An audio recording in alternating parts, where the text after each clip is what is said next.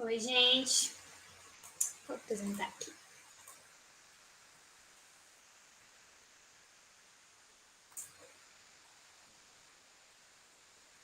Hoje eu vou apresentar um pouquinho sobre a história da química, tá? Então, eu vou falar da alquimia à química. Madeiras, ossos, rochas e peles, eles foram os primeiros materiais utilizados pelo ser humano. E aprendendo a transformá-los, os nossos antepassados puderam fabricar ferramentas e objetos, e assim uma pedra poderia se transformar em um objeto cortante. E desde que fosse devidamente afiada, eles pegavam e afiavam para as pontas e ficava como uma lança, né? E quando o ser humano dominou a técnica de iniciar e manter o fogo, ele pôde provocar novas transformações. E o calor foi empregado para cozinhar, modificando a textura, a cor e o sabor dos alimentos. E o barro, que pôde ser cozido, e objetos como potes para armazenar água e alimentos foram fabricados. Dessa maneira, a utilização e a transformação dos materiais e o domínio do fogo, eles significavam um grande passo para a humanidade, né? Até que não tinha nada, né? Então o calor foi empregado somente depois de usar o fogo para obter luz e calor, de utilizar a transformação dos alimentos para garantir sua alimentação e a sobrevivência, e que os homens da caverna se encaminhou para a civilização. Então, para o homem primitivo, o fogo, o mar, o vento, as árvores, os animais eram controlados por espíritos e forças ocultas, pois algumas dessas forças poderiam ser facilmente percebidas, como o trovão e o relâmpago, ou se manifestar por meio de um temor da terra ou uma enchente. E as doenças também eram vistas como manifestação dos espíritos do mal. As causas dos fenômenos naturais do mundo físico eram sempre atribuídas aos mundos dos espíritos. E para se relacionar com esse mundo, o homem primitivo se valeu de procedimentos implementados de magia. Naquela época, eles eram chamados de bruxos. Com esses procedimentos, eles acreditavam poder submeter e controlar as forças naturais e persuadir os espíritos a cooperar. Então, apesar dessa visão mágica do mundo, o ser humano já percebia alguma relação entre ele e o mundo que o cercava. E assim o mago tentava provocar a chuva porque notava a relação entre ela e o crescimento das plantações e percebia as relações entre a sobrevivência humana e o comportamento do mundo natural. Então, procurava encontrar invocação, feitiço e porção. Por isso que eram bruxos. E procedimentos que pudessem controlar a força da natureza e colocar a seu serviço. Com isso, lentamente foi acumulado conhecimento prático, né? E usados e aprimorados, levando ao desenvolvimento das técnicas como a fermentação, a curtição, o tingimento, a vitrificação e a metalúrgica. Então, o ser humano ele buscou desenvolvimento, eram chamados de bruxo, como eu disse, e nessa história, nesse livro, A História da Química, a gente vê muito sobre isso, vê muito sobre a alquimia em si, e naquela época, as pessoas que faziam porção, elas eram muito, como que eu posso dizer, muito desvalorizadas, porque o pensamento deles iam além, entendeu? Eles pensavam em espírito, eles pensavam em outras coisas, então a pessoa via aquilo lá como loucura, o que na verdade, tipo, não que não era, mas naquela época seria, mas hoje em dia não.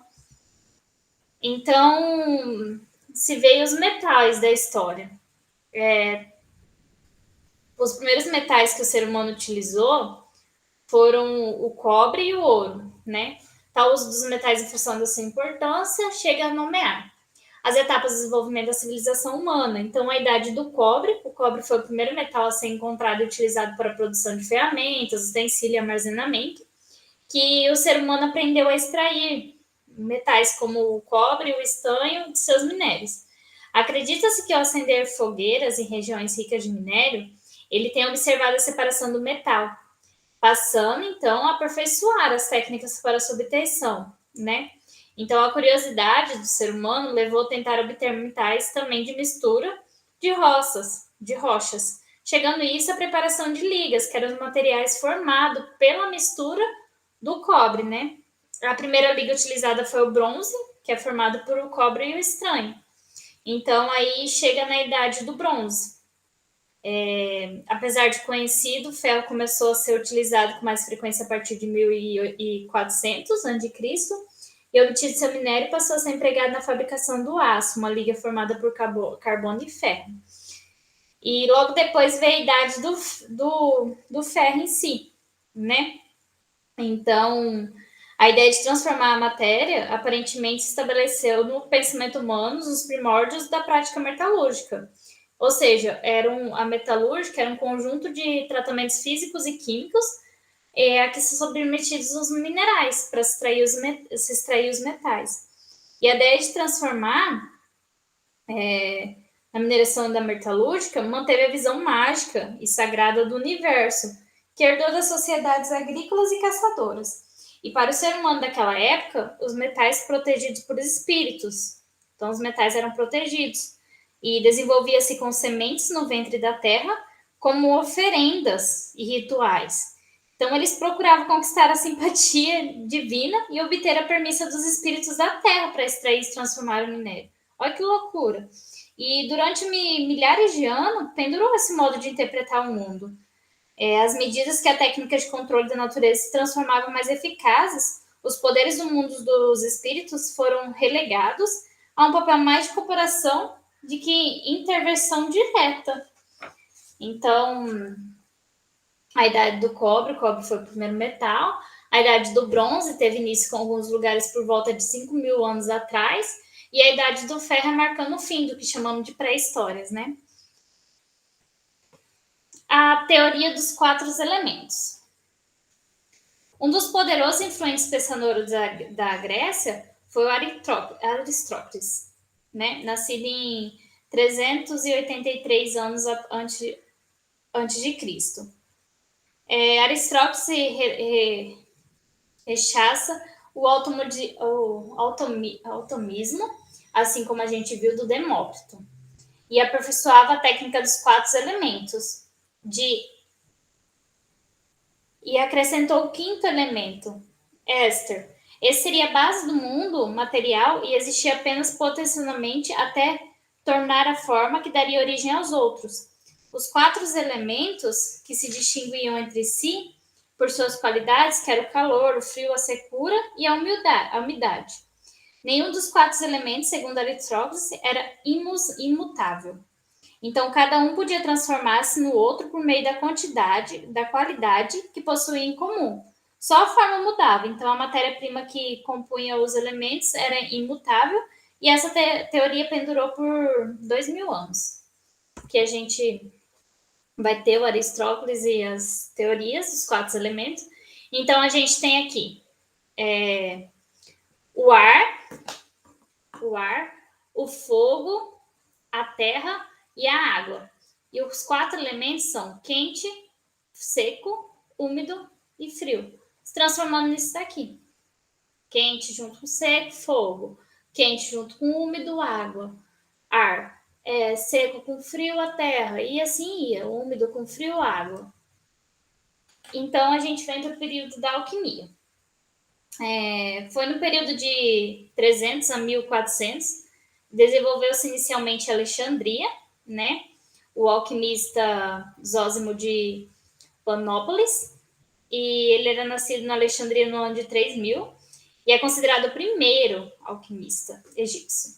E para ele, a alquimia era uma técnica sagrada, que trataria da transformação de metais em ouro e da encarnação ou desencarnação dos espíritos. E ele admitia a ideia de que uma substância que, colocada em contato com qualquer outro metal, o transformava em ouro.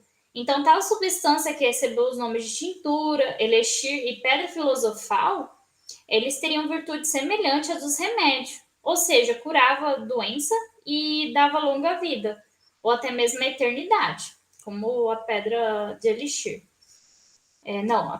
Porção de elixir. Os alquimistas utilizaram a teoria dos 4 elementos para explicar as várias formas de composição da matéria. Mas a manipulação da matéria que ocorria havia milênios na oficina do artesão, a que continuaria ocorrendo no laboratório do alquimista. Então, baseava-se em conhecimentos muito anteriores, empregados na magia, que conflitavam com a filosofia Aristóteles, e acreditava-se que a alquimia nunca foram bem-sucedidos em transformação de metal em ouro. E, apesar disso, eles deixaram um rico legado, que na tentativa de provar suas crenças, examinaram e testaram praticamente todas as substâncias conhecidas, e desenvolvendo assim boa quantidade de conhecimentos básicos relativos às propriedades de várias drogas e compostos químicos. Então, eles tiveram uma boa ajuda, né? A alquimia, ela é uma concepção do mundo e da matéria existente na Idade Média e na Renascença. A alquimia, ela foi muito importante, assim como todas as etapas da química. E acredito que se não fosse por eles, talvez quem queria começar essa química, né?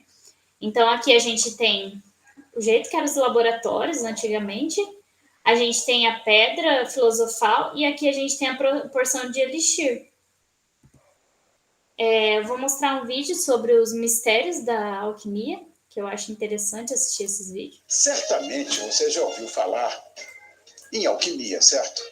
Ela é uma prática ancestral, a antiga química exercitada na era medieval, e envolve muito mistério, como a busca pela pedra filosofal. Mas vamos saber mais sobre ela com a expertise desse alquimista, que é o Alcides Melhado Filho. Alcides, obrigado por ter vindo, não precisa se levantar. Essa é uma coisa fascinante. Eu gosto muito disso. Então, já estamos aqui para, no mínimo, dirimir algumas dificuldades que eu tenho de entendimento em alquimia e mostrar para a gente, porque a alquimia, na verdade, ela é considerada a mãe da química, né? Perfeito. Da química moderna e da própria medicina. Sim. Como é que ela surgiu? A partir do momento que foi dito, faça-se a luz, sim, tudo se iniciou, teve um grande princípio, que aí tudo se fez. Então, o que nós temos aqui hoje no universo foi ditado pelo verbo, e assim foi feito. Então, tudo que tem nome existe, né? Então, todo esse conhecimento ele está colocado aí fora. Então, assim, eu digo assim para os meus estudantes, né? Ninguém está aqui para aprender, estamos aqui para lembrar. Porque esse conhecimento nós sabemos, falta que nós lembremos realmente, que temos a memória celular para cá, para essa época, né? Esse é o caminho.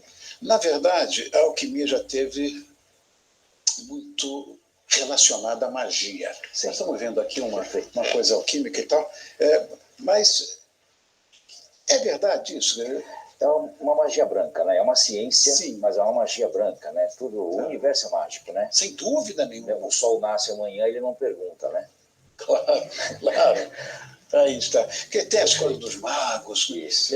Já tem ali aparelhos de alquimia e tudo, isso, né? Mas quais conhecimentos, na verdade, a alquimia trouxe para o mundo? Praticamente tudo é formado nessa base, ou seja, a eletrônica e a química, né? Então, as curas, né, sempre houveram através desses elixires, né, que praticamente usamos a maçã, porque é uma fruta que veio de um outro planeta, veio de Vênus. A maçã, o gato e a rosa branca veio de um outro planeta para favorecer este planeta, que é a base. Então, com a casca da maçã, nós maceramos no chamado caldeirão, que é uma cumbuca, não é isso? E depois ele é destilado com água e, através da escala Fibonacci, 1618, nós encontramos um número, e aí criamos o elixir. E assim você pode tomar isso diariamente e você pode obter N resultados aí. Por exemplo, o que você colocar como intenção, quando você macera, né? Sim. Usamos um caminho de concentra e projeta, concentra e projeta, concentra e projeta. Esse cadinho não precisa ser específico, não, né? Não. De forma alguma, você pode fazer isso da maneira mais simples possível. Até se tiver uma panela em casa, você pode colocar um prato em cima e esse vapor você vai escorrendo ele e vai obtendo o seu elixir. O próprio álcool, né, que o alquimista usa, ele faz. Ele vai destilar o vinho e vai subtrair o álcool do vinho e usar o seu próprio álcool. Tudo é feito na intenção. Então, se eu tenho uma dor, se eu tenho alguma coisa que me incomoda, mesmo, por exemplo, o medo, qualquer coisa, você pode colocar nessa intenção e obter o resultado que você busca. Simples, muito simples isso. Ou seja, a pedra filosofal é uma coisa que foi criada, acho que pelo Nicolau Flamel, né? Perfeito. É isso? Isso. As pessoas, e foi abordado inclusive nessa série aí do Harry Potter, né? O Harry Potter. Ela é importante para a alquimia, e as pessoas, quando falam da pedra filosofal, imaginam que a ideia era a transmutação do metal, no caso chumbo, né? Em ouro. E ouro. Já ouvi de pessoas uma outra história, claro, de pessoas alquimistas como você, que na verdade a pedra filosofal é para a sua autotransformação. Perfeito. É fato isso? É isso. Nós temos 7 pontos no corpo, que são os chakras. Certo. Tem um fator interno, o chumbo, PB, né? Tá. Chumbalói. E transformamos esse chumbo em ouro, através da nossa vida. Este é um caminho. A pedra filosofal, na verdade, ela é o nosso atlas, que está aqui nas nossas costas. Sim. Quando você atinge as 32 vértebras, né? As 22 primeiras letras e os 10 números, temos todo o caminho de iluminação. Aí chegamos até a pedra filosofal, que é o Atlas. Que, na verdade, para o alquimista é a paixão. Ou seja, ser apaixonado pela vida, pelas pessoas. Nós vamos do amor apaixonado ou da paixão amorosa. Ou seja, é uma linguagem metafórica, dizendo que essa transmutação do chumbo em ouro é apenas uma metáfora, porque a transformação é interna, é nossa. É colocado essa ideia hermética para que as pessoas, naquela época, não acessassem, não tivesse aquela coisa, né? Então, isso, na verdade, é você se transformar, a transformação. Quando a gente pensa em alquimia, geralmente nos vem à cabeça imagens que eu estava falando, relacionadas a magos, a tubos de ensaio, a própria astronomia e tudo, né? É assim ainda hoje? Sim. Isso que eu sempre digo a todos, somos medievais usando a tecnologia, né? Você tem que estar se renovando todos os dias, a todos os tempos, porque somos mutantes, nós vamos mutando. Isso mesmo. A astronomia tem toda a estrutura, né, de conhecimento para trazer aí os elixires, a cura, tudo que nós buscamos, né? Então, até hoje, esse é o caminho. Tudo é o verbo, tudo é o que você fala. Muita atenção ao que você fala, né? É pautado em 4 movimentos. Isso. Saber, querer, ousar e calar. Sabe o que quer o que sabe e se ousa fazendo. E se cala para os outros. E aí a coisa acontece. Fala de novo quais são as 4. Saber, querer, ousar e calar. São os 4 pilares do alquimista. Hoje em dia, os alquimistas utilizam os mesmos objetos para os seus experimentos ou existem outros? Não, usamos os mesmos objetos e, inclusive, né, uma colher de pau, que é feita de madeira, que é isolante, é árvore. Foi a primeira ferramenta feita para se alimentar, né? Sim. Então, quando você toca nisso, você traz toda uma memória, uma egrégora de autoconhecimento, né, de elixires e tudo mais. Então, é necessário fazer uma consagração, que é muito simples, se você quiser, para esse monstro. E depois que você consagra, você usa ela sempre tocando o polegar para você, esquerdo. Como seria essa consagração? É só você segurar a colher com as 2 mãos, tanto faz uma como a outra, por cima ou por baixo, a concha na direção da boca, você inspira e retém o ar. Segurar o máximo que você puder e solta entre os dentes 3 vezes. Na colher? Na colher, ela está consagrada, é sua. Então eu posso, por exemplo, estou com uma dor no joelho, eu vou tocar aqui, vou colocar a minha intenção. Né? Eu posso, se a pessoa toma um medicamento ainda, vai colocar aqui e ela vai potencializar a cura, o favorecimento. Por exemplo, eu quero solucionar algo, eu escrevo no papel, ponho a colher em cima. Não estou dormindo bem, eu ponho a colher debaixo do travesseiro. É isso, você vai usar para tudo. Né? Você, então, está dizendo que existe um processo energético? Total. Como se fosse uma varinha de condom do Harry Potter mesmo. Sim, né? porque, olha, por mais que você tenha o ceticismo dentro de você, é bastante claro que você imagine que tudo na vida é energia. Tudo Até porque, cientificamente, isso já foi provado. A própria matéria é energia condensada. Sim, né? Total. Se você colocar uma pessoa aqui girando uma cadeira de alta velocidade, você não sabe quem está ali, né? Agora, que nem você quer um desejo, você se concentra, imagina o que você busca, pela insistência, os átomos começam a se formar numa velocidade muito alta. Em algum momento, ele diminui essa velocidade, até que se forma o que você busca. Obrigado, Jô. Amém. Eu agradeço. Bom, Alcides Melhado Filho é nosso convidado hoje e eu queria saber se você quer deixar algum recado. Perfeito. Tem um canal do YouTube com basicamente aí muitos vídeos ensinando várias coisas, com muito conhecimento, para que as pessoas possam entender com simplicidade total. Mesmo aquele que não tem contato com isso, quem já tem, vai entender sempre. Não existe um princípio da coisa, é fazer. Como é que a gente procura isso? Alcides Melhado Filho, é só colocar o meu nome, Melhado Filho. Já vai entrar direto isso aí. É bem acessível, bem fácil de chegar lá. A alquimia faz isso, né? Faz acontecer. É só crer. Obrigado, filho. Obrigado. Amém. Um abraço a você, Amém. querido. Muito obrigado por ter vindo, viu? Pela oportunidade. Eu que agradeço, imagina. Muito obrigado. Adoro. Gente, vocês viram que interessante esse vídeo? A gente tem uma visão de um alquimista mesmo daquela época e até hoje em dia, né? Que acredita na alquimia e vê isso daí como outro processo, né? Não tanto que nem a gente vê só laboratório, ele já trouxe o negócio da colher e todas essas coisas. Então é interessante a gente ter uma visão ampla da química, não só como a química em si, mas a alquimia fez parte da química e faz ainda, que nem eu disse, se não fosse alquimia, a gente não teria química hoje. As premissas fundamentais da alquimia se deu em primeiro, toda matéria é composta de uma mistura de terra, ar, água e fogo, em proporções variáveis. 2. O ouro é o mais nobre e mais puro dos metais, seguido pela prata. 3. Qualquer metal pode ser transformado em ouro por um processo chamado transmutação, que consiste em modificar as proporções dos 4 elementos básicos. Trouxe agora um experimento bem bacaninha também, que é do cobre que vira prata e ouro.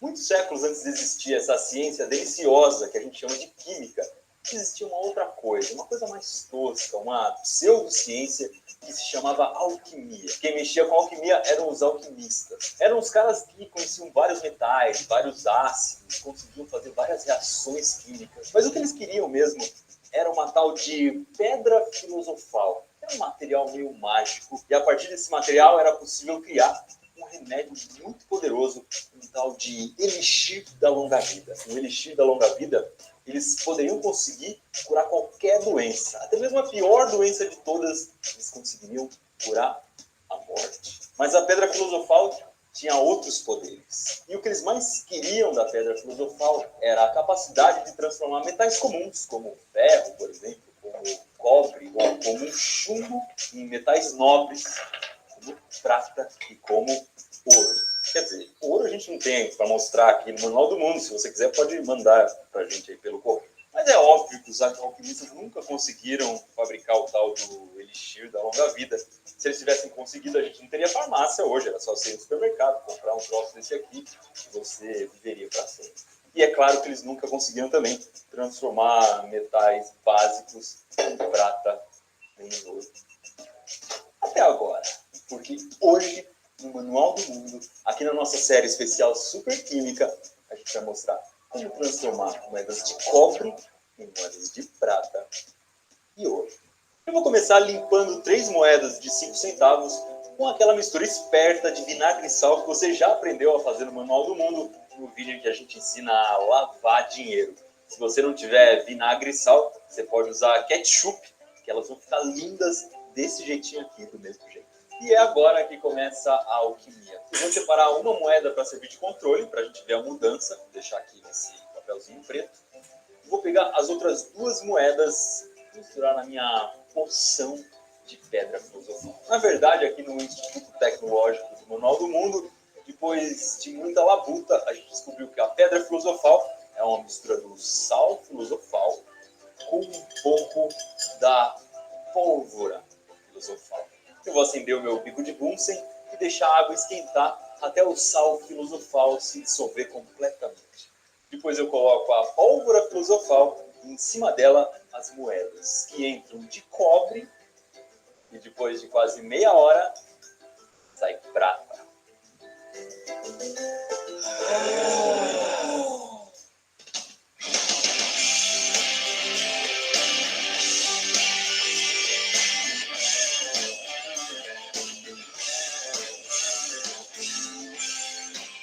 Agora que essa mistura filosofal já agiu sobre a moeda, isso aqui parece prata, mas tem ouro aqui. O ouro só precisa de um pouco de energia para se libertar. E a energia vai ser dada pelo fogo.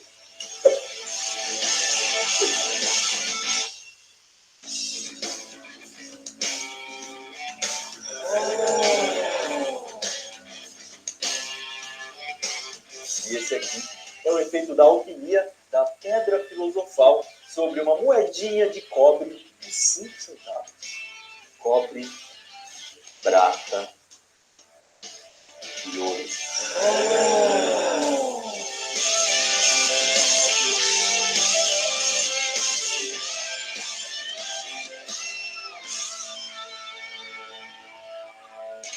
Bom, galera, acho que o vídeo fica por aqui. Ao longo de 20 anos de trabalho, eu consegui juntar tudo isso de moeda de 5 centavos. Agora eu vou transformar tudo em ouro. Ficar milionário. Vocês me veem lá no Instagram, nas fotos em cima do iate. Valeu? Só que não. A alquimia, infelizmente, não funciona. O que funciona é química. E o que fez aqui foi química. Vamos entender desde o comecinho o que aconteceu nessa experiência. A moeda de 5 centavos realmente é de cobre. Ela não é maciça de cobre.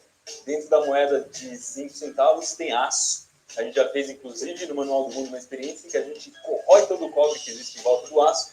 E você revela, deixa a moeda nua e você consegue ver o aço que tem embaixo dela. Até aqui, beleza.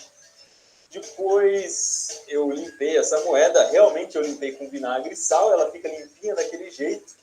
Consegue remover toda essa camada de óxido e outras coisas que tem aqui em cima da moeda, ela fica limpinha. Mas aí que vem o segredinho. Aquela coisa branca não é sal filosofal, coisa nenhuma.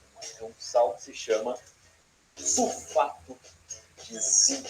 É uma mistura de enxofre com zinco e oxigênio. E depois aquela tal pólvora filosofal, também não tem nada de pólvora. Aquilo lá é pó de zinco puro. E o que aconteceu lá dentro? Por que a moeda virou prata primeiro? Ela virou prata porque o pó do zinco foi se depositando em cima do cobre. Então a gente tem uma camada de zinco em cima do cobre. E o zinco não é um material nobre, que de repente uma moeda de zinco pode valer mais do que uma moeda de cobre? Você tem uma ideia aqui nesse painel, por exemplo? Esse arame aqui, ele é de aço que tem uma cobertura de zinco. Então, você já vê que zinco é bem comumzinho por aí. Bom, então a moeda de prata não era de prata, ela tinha uma cobertura de zinco. Quando a gente coloca essa moeda no fogo e esquenta, o zinco vai misturar com o cobre que está embaixo dela e formar uma liga metálica, uma mistura entre metais que se chama latão. Na primeira versão desse vídeo eu falei que era bronze, mas não é bronze não. Bronze é a mistura de cobre com estanho. Se você não conhece estanho, ele também está aqui atrás. É esse metal aqui que a gente usa para soldar coisas com cobre. Esse araminho aqui eu uso para soldar cobre. Então a liga metálica de cobre mais estanho é bronze e a liga metálica de zinco com cobre é latão. O latão é uma coisa que a gente vê bastante, porque normalmente o corpo do cadeado, aquela parte mais, parece um tubo ali do cadeado, a parte onde a gente coloca a chave, ela é feita de latão. A gente consegue achar latão também em coisas hidráulicas, em cotovelo, em registro.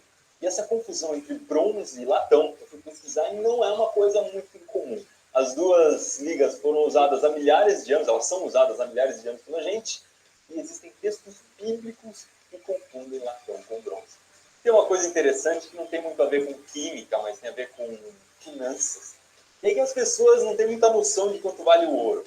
Quanto você acha que valeria tudo isso aqui se essas moedas fossem de ouro?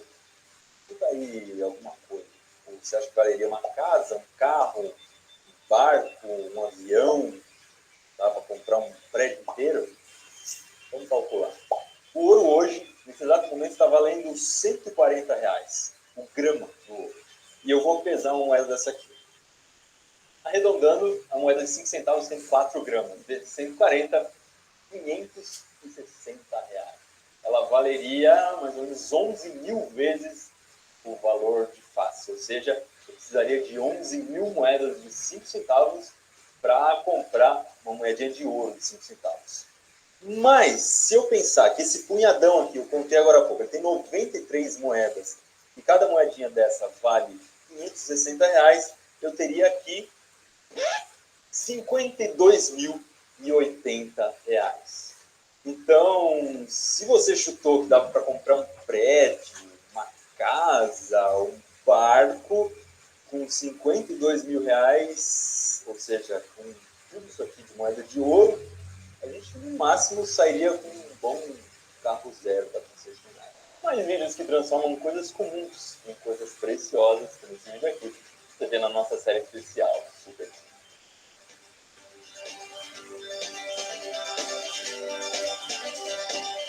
E é isso, gente. É interessante esse vídeo, né? Gostei também bastante dele, por isso que eu resolvi passar para vocês. E é um experimento. É bom vocês interagir e ver vídeo assim. Então, para resumir a nossa alquimia, ao longo dos séculos, o ser humano, em busca de entender os fenômenos naturais, ele desenvolveu diferentes formas de interpretar o mundo, como a gente já viu. Inicialmente criou uma visão mágica e ritualística dele, e depois, por meio de um pensamento racional e filosófico, passou a complementar o mundo, tentando compreendê-lo e explicar de forma objetiva. Posteriormente, ele prevaleceu uma concepção do universo vivo e compreendido por signos e símbolos. E, finalmente, no século XVII, o ser humano desenvolveu uma intercepção quantitativa e mecanista do mundo. Então é isso, pessoal, no vídeo de hoje, sobre a alquimia, a química. Eu espero que vocês tenham gostado. Logo, logo posto mais coisas no canal, tá bom? Obrigada, gente. Tchau, tchau.